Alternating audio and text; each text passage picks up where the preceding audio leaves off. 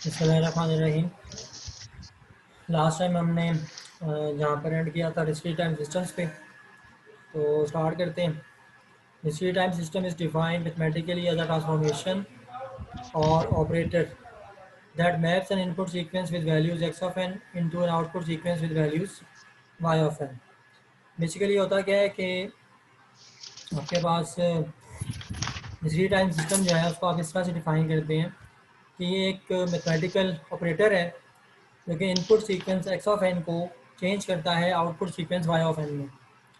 और इस बात को आप मैथमेटिकली रिलेशनशिप की फॉर्म में इस तरह से लिख सकते हैं, y of n is equal to some transform on x of n. X of n जो है वो सिस्टम की इनपुट होगी और वाई ऑफ एन सिस्टम की आउटपुट होगी। और पिक्टोरियल फॉर्म में ये डायग्राम 2.6 में दिखाया गया है कि डिस्क्रीट टाइम सिस्टम किस तरह से इनपुट एक्स ऑफ एन को मैप करके एक unique output y of n create करता है। Value of the output sequence at each value of index n they depend on x of n for all values of n। ये बड़ी important बात है। इसमें हम ये समझना चाह रहे हैं कि जो आउटपुट होगी, आउटपुट की value for any value of n वो डिपेंड कर रही होगी x ऑफ n की तमाम वैल्यूज़ पे। और एक एग्जांपल लेते हैं इस हवाले से। एक आइडियल डिले सिस्टम, ये डिस्क्रीट टाइम सिस्टम की एग्जांपल है। और इसको हम डिफाइन किस तरह से करते हैं, y of n is equal to x of n minus n d. जो इनपुट होगी एक्स ऑफ एन, उसको डिले करेंगे x of n minus n d samples का डिले देंगे तो हमारी आउटपुट बन जाएगी। और एन की वैल्यूज़ माइनस इन्फिनिटी से प्लस इन्फिनिटी तक हो सकती हैं। तो एन डी जो है वो एक फिक्स्ड पॉजिटिव नंबर है, पॉजिटिव इंटीजर है। ये एन डी जो हमने लिखा हुआ है x of n minus n d. और ये डिले ऑफ द सिस्टम है। Ideal delay system input sequence x of n को एन डी सैम्पल्स का डिले दे देगा टुवर्ड्स राइट डायरेक्शन और उसको आउटपुट में कन्वर्ट कर देगा। यानी कि इनपुट को डिले करने से आउटपुट बन जाएगी। और वो डिले अगर राइट साइड पे है और एन डी सैम्पल्स का है तो उसको हम डिले कहेंगे या टाइम शिफ्ट कहेंगे टुवर्ड्स राइट डायरेक्शन। उसके बरक्स जो दूसरा केस है वो ये है कि अगर एन डी अगर एक नेगेटिव इंटीजर हो तो फिर सिस्टम जो है उसकी जो इनपुट है, सिस्टम अपनी इनपुट को लेफ़्ट साइड पे शिफ्ट करेगा by n d number of samples. और बेसिकली उसकी उस सूरत में हम ये कहेंगे कि हमारे सिस्टम ने इनपुट को टाइम एडवांस जो है वो उसमें ट्रांसफॉर्म किया है। Next example basically moving average system की है। और इसमें क्या हो रहा है कि y of n is equal to one by m one plus m two plus one into summation over x of n minus k. ये हमारे पास जितने भी सैम्पल्स आ रहे हैं इनपुट के, हम उनको आपस में ऐड अप करके नंबर ऑफ़ सैम्पल्स से डिवाइड करेंगे और एक पैरामीटर कैलकुलेट करेंगे जिसको मूविंग एवरेज कहा जाता है। तो ये भी एक डिस्क्रीट टाइम सिस्टम की एग्जांपल है।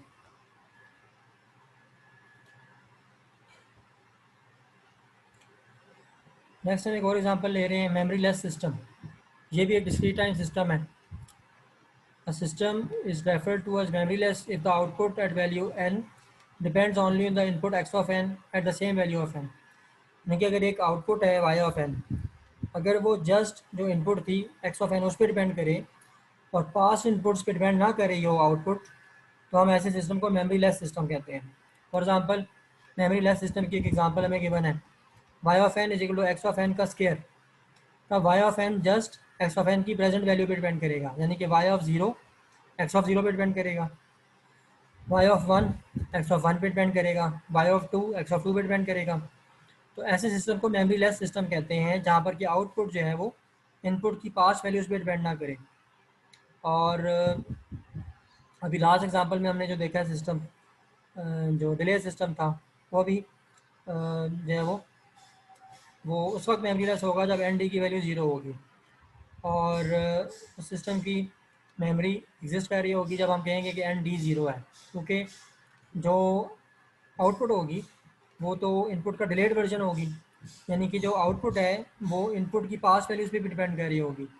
तो उस सिस्टम को जो हमने लास्ट एग्जांपल में देखा है, ये वाला सिस्टम जो था x y of n is equal to x of n minus n d, ideal delay system, ये मेमोरी वाला सिस्टम है, इसको मेमोरी लेस नहीं कह सकते।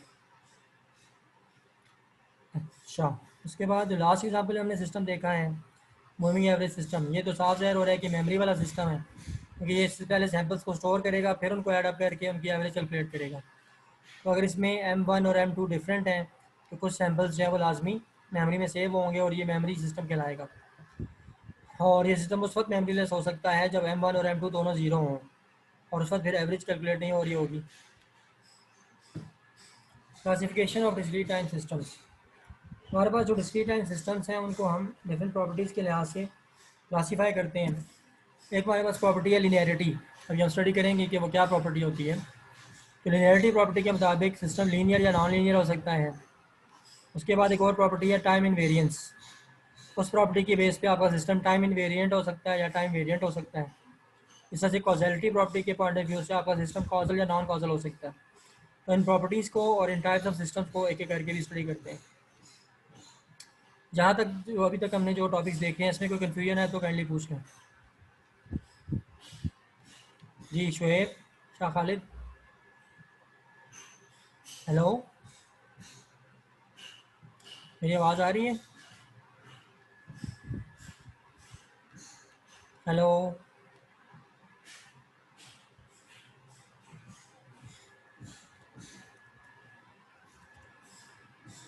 ओके, कोई क्वेश्चन नहीं है तो फिर आगे चलते हैं। Linear system. The class of linear systems is defined by the principle of superposition. Basically जो सिस्टम लीनियरिटी प्रॉपर्टी को ओबे करते हैं उनको लीनियर सिस्टम कहा जाता है। और लीनियरिटी प्रॉपर्टी खुद जो है वो आगे दो प्रॉपर्टी से मिलके बनी है। एक उसमें से प्रॉपर्टी है सुपरपोजिशन। ओवरऑल इसको प्रॉपर्टी को कहते हैं सुपरपोजिशन। और सुपरपोजिशन जो है बेसिकली एडिटिविटी और स्केलिंग दो प्रॉपर्टी से मिलके बनी है। दोनों प्रॉपर्टीज़ को देखते हैं, डिटेल में डिस्कस करते हैं। लेट के जब सिस्टम की इनपुट x1 ऑफ n है तो उस टाइम पे आउटपुट प्रोड्यूस होती है y1 ऑफ n। और जब सिस्टम की इनपुट x2 ऑफ n है तो उस टाइम पे आउटपुट प्रोड्यूस होती है y2 ऑफ n। तो ऐसे में अगर आप सिस्टम को इनपुट देते हैं x1 of n plus x2 of n और सिस्टम इस सम ऑफ इनपुट्स के ऊपर अपना ट्रांसफॉर्म अप्लाई करता है और आउटपुट आ जाती है y1 of n plus y2 of n, तो ऐसा सिस्टम जो है वो आप कहेंगे कि ये एडिटिव प्रॉपर्टी को फॉलो कर रहा है। अगर आपके पास इनपुट x ऑफ n है, आप उसको किसी कांस्टेंट नंबर से स्केलर से मल्टीप्लाई करते हैं, a एक स्केलर है, और सिस्टम को प्रोवाइड कर देते हैं। सिस्टम आपको आउटपुट देता है a into I of n। इस प्रॉपर्टी को बोलते हैं स्केलिंग प्रॉपर्टी या होमोजेनिटी प्रॉपर्टी। अगर इन दोनों प्रॉपर्टीज़ को कंबाइन कर लिया जाए तो ये शेप बनती है a into x1 of n plus b into x2 of n। इसको आप इनपुट के तौर पे सिस्टम को देंगे, सिस्टम इसके ऊपर अपना ट्रांसफॉर्म अप्लाई करेगा। अब अगर आउटपुट आ जाए a into y1 of n plus b into y2 of n, तो हम ये कहेंगे कि हमारा जो सिस्टम है वो लीनियर है, क्योंकि दो इनपुट्स को ऐड अप करके उनको कांस्टेंट नंबर से मल्टीप्लाई करके, जैसे हमने यहाँ पर किया है, x1 को a से मल्टीप्लाई किया है, x2 को b से मल्टीप्लाई किया है और दोनों को ऐड अप कर लिया है। दो इनपुट्स को अगर स्केलर से मल्टीप्लाई करके आप इसमें ऐड अप करके इनपुट बनाया जाए सिस्टम की, और जो सिस्टम जो आउटपुट प्रोड्यूस करे वो कैसी आउटपुट हो, x1 ऑफ n के लिए अगर आउटपुट थी y1 ऑफ n और x2 ऑफ n के लिए आउटपुट थी y2 ऑफ n। अगर इस इनपुट के लिए जो लास्ट लाइन में लिखी हुई है इसके लिए अगर आउटपुट प्रोड्यूस हो जाए a into y1 of n plus b into y2 of n, तो हम ये कहेंगे कि सिस्टम एडिटिव प्रॉपर्टी को और स्केलिंग प्रॉपर्टी को फॉलो कर रहा है, ओबे कर रहा है, और इन दोनों प्रॉपर्टीज़ को मिला के लिनियरिटी प्रॉपर्टी बनती है। और सिस्टम लिनियरिटी प्रॉपर्टी को जब ओबे करेगा तो वो लीनियर सिस्टम कहलाएगा। और जो सिस्टम लिनियरिटी प्रॉपर्टी को फॉलो नहीं कर रहा होगा तो हम कहेंगे कि ये नॉन लीनियर सिस्टम है।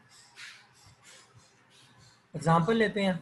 लेट हमारे पास एक सम फाइंड करने वाला सिस्टम है जिसको हम एक्यूमुलेटर कहते हैं, और एक्यूमुलेटर के लिए जो इनपुट और आउटपुट का रिलेशनशिप है वो इस तरह से शो किया जाता है, y of n is equal to sum over x of k, और k की वैल्यूज माइनस इन्फिनिटी से n तक हो सकती है।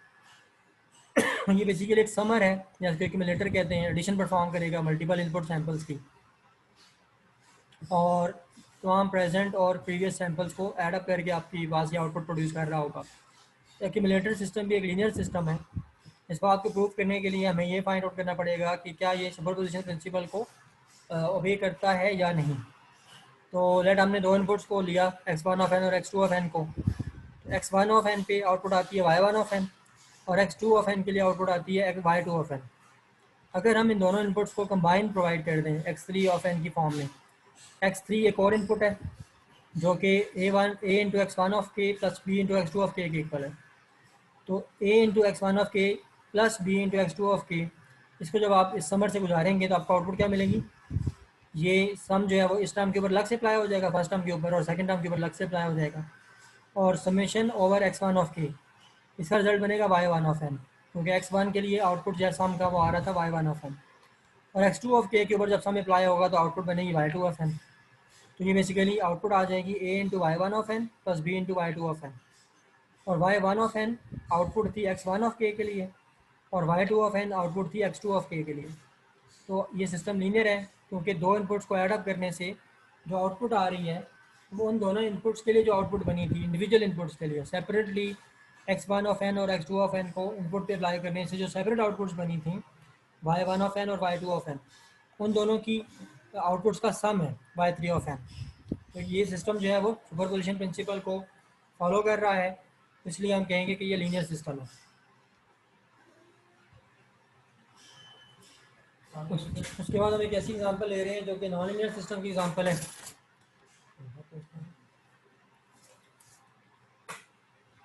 तो बेसिकली ये आउटपुट किस तरह कैलकुलेट हो रही है, लॉग ऑफ इनपुट, यानी कि एक्स ऑफ एन का लॉग ले रहे हैं आप, और बेस 10 के साथ लॉग है और आउटपुट कंप्यूट हो रही है। तो बेसिकली अब इसमें होगा इस तरह से कि लॉग जो है वो खुद एक नॉन लीनियर ऑपरेटर है, ठीक है। तो लेट के अगर आप 1 का लॉग लेते हैं तो 1 का लॉग 0 आता है, और 10 का लॉग लेते हैं तो वो 1 आ जाएगा। लेकिन अगर दोनों इनपुट्स को ऐड अप कर दें 1 + 10 11, तो 11 का लॉग जो है वो 1 + 0 यानी कि 1 नहीं आएगा। यानी कि दो इनपुट्स को ऐड अप करके अगर आप इस फंक्शन की इनपुट बनाएंगे तो उस दो इनपुट्स को ऐड अप करने से जो आपने इनपुट बनाई है उसके लिए जो आउटपुट बनेगी वो दोनों इंडिविजुअल इनपुट्स के लिए जो आउटपुट आई थी उनके सम के इक्वल नहीं होगी। यहाँ से आप देखें स्टेप बाय स्टेप हम इसको समझ लेते हैं। इनपुट है एक्स वन ऑफ एन जो कि 1 के इक्वल है, एक्स टू ऑफ एन 10 के इक्वल है, और अगर आप एक्स वन ऑफ एन का लॉग लेते हैं विद बेस 10 तो आंसर 0 आता है, और एक्स टू ऑफ एन का लॉग लेते हैं विद बेस 10 तो 1 आ जाता है। और स्केलिंग प्रॉपर्टी ये कहती है कि एक्स टू ऑफ एन जो है वो 10 times x one of n था। तो सिस्टम उस वक्त लीनियर होगा जब आउटपुट भी जो है वो इस तरह से होगा कि W2n 10 times W1 of N आ रही हो। लेकिन आप देख रहे हैं कि 1 और 0 का आपस में ऐसा रिलेशनशिप नहीं होता कि आप 10 को 0 से मल्टीप्लाई करें और 1 आ जाए। तो ये जो प्रॉपर्टी हमने ऊपर पढ़ी है लीनियरिटी प्रॉपर्टी, वो फॉलो नहीं हो रही, बल्कि ऊपरली स्लाइड में हमने देखी थी प्रॉपर्टी लीनियरिटी वाली, ये वाली, ये प्रॉपर्टी सेटिस्फाई नहीं हो रही। इसलिए लॉग सिस्टम जो है वो एक नॉन लीनियर सिस्टम समझा जाएगा। अच्छा, यहाँ तक लीनियरिटी तक अगर आपको कोई कन्फ्यूजन है तो काइंडली पूछ लें। जी दोस्तों, any confusion, any question? Hello hello.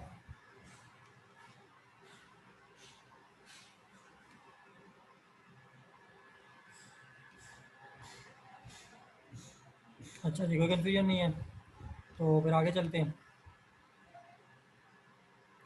Time invariant system. Time invariance एक प्रॉपर्टी है जनाब, और it is sometimes desirable to have a system whose properties does not vary in time. कभी कभार जो है वो हमारी ये रिक्वायरमेंट होती है कि हम ये जानना चाहते हैं कि हमारा जो सिस्टम है उसका रिस्पॉन्स या उसका behaviour with respect to time change तो नहीं हो रहा, ठीक है। तो ऐसा सिस्टम जिसका रिस्पॉन्स वक्त गुजरने के साथ साथ चेंज नहीं होता, यानी कि अगर आपने अभी उसको इनपुट दी है x of n is equal to sine of n, और वो आउटपुट देता है कॉज ऑफ एन, और आप 1 घंटे के बाद उसको इनपुट देते हैं साइन ऑफ एन, तब भी वो अगर आउटपुट कॉज ऑफ एन दे दे तो वो टाइम इनवेरिएंट सिस्टम होगा। तो टाइम बदलने से उसके बिहेवियर पे, उसकी प्रॉपर्टीज़ पे फ़र्क नहीं पड़ रहा, तो ऐसा सिस्टम टाइम इनवेरिएंट सिस्टम कहलाएगा। मैथमेटिकली इसको किस तरह बात को करेंगे, पहले हमारे पास एक डिस्क्रीट टाइम सिस्टम है जो कि टाइम इनवेरिएंट है। तो ऐसा उस सूरत में होगा कि अगर आप इसको इनपुट देते हैं एक्स ऑफ एन और वो आउटपुट देता है वाई ऑफ एन, अगर आप उसको इनपुट को डिले करके प्रोवाइड कर दें, x of n minus n naught इसको इनपुट दे दें, तो आउटपुट अगर हो जाए y of n minus n naught, यानी कि इनपुट को डिले करने से जो आउटपुट प्रोड्यूस हो रही है अगर वो भी डिले हो जाए तो आप कहते हैं कि आपका सिस्टम जो है वो टाइम इनवेरिएंट है। सिस्टम को इनपुट को डिले करने से आउटपुट की नेचर पे कोई फ़र्क नहीं पड़ा, इनपुट को डिले किया है तो आउटपुट भी डिलेड आ गई है। बाकी उसकी नेचर पे कोई फ़र्क नहीं आया। और कुछ बुक्स में टाइम इनवेरियंस को शिफ्ट इनवेरियंस भी कहा जाता है। तो डिस्क्रीट टाइम सिस्टम जो है वो ऐसे सैम्पल्स को प्रोसेस कर रहा होता है जो कि लाजमी नहीं होता कि टाइम के फंक्शंस हो। तो इसलिए कभी कभार टाइम इनवेरियंस प्रॉपर्टी को शिफ्ट इनवेरियंस भी कह दिया जाता है। टाइम इनवेरियंस की एग्जांपल लेते हैं। बेसिकली इसमें एक्यूमुलेटर को हम एज एग्जांपल ले रहे हैं। सपोज करें कि हमारे पास सिस्टम है जो कि हमने एक्यूमुलेटर का सिस्टम पहले डिस्कस किया था। x1 of n is equal to x of n minus n naught, हम इसको इनपुट देने जा रहे हैं। अगर ये सिस्टम टाइम इनवेरिएंट है तो आउटपुट क्या आनी चाहिए? अगर input x of n minus n naught है तो आउटपुट आनी चाहिए y of n minus n naught. तो आपने सिस्टम को इनपुट दे दी और x1 ऑफ k आपने सिस्टम को इनपुट दी और आउटपुट y1 ऑफ n आएगी जो कि x of k minus n naught होनी चाहिए। और k1 की जगह k minus n naught put करें और आउटपुट आ जाएगी y of n minus n naught. यानी कि इनपुट जब आपने x of n minus n naught put किया तो आउटपुट आ गई है y of n minus n naught. इसका मतलब है कि जो एक्यूमुलेटर सिस्टम है, जो समर सिस्टम था, जो इनपुट सैंपल्स को ऐड अप करके आउटपुट प्रोड्यूस कर रहा था, वो टाइम इनवेरिएंट है। टाइम चेंज होने से उसके बिहेवियर पे, उसके रिस्पॉन्स पे कोई फ़र्क नहीं आता। तो ये सेशन जी दोस्तों हमारा 2:45 तक था।